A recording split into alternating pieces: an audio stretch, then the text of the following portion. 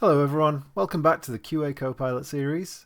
Today we're going to break down the kind of outputs that QA Copilot generates and how you can use them effectively.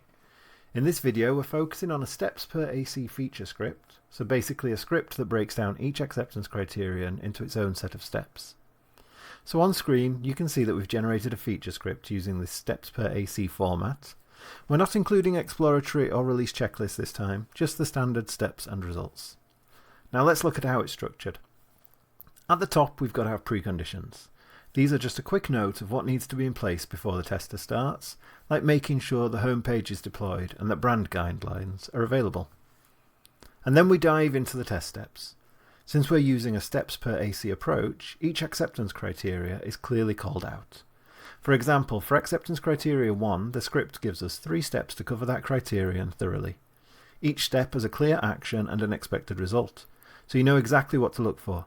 If the tester ever feels like they need more detail, they can always regenerate, but QA Copilot generally provides enough coverage right out of the box. At the end of the script you'll see an overall expected result. This is a quick summary of what the script is aiming to validate, so anyone reviewing it knows the ultimate goal, and we also highlight any risks and assumptions, just to make sure that you're aware of things like performance impacts or any guidelines that we're assuming are in place. So that's the breakdown. Hopefully this helps you understand how to read and use the scripts QA Copilot generates, and in the next video we'll dive even deeper into other features. Thanks for watching, and I'll see you next time.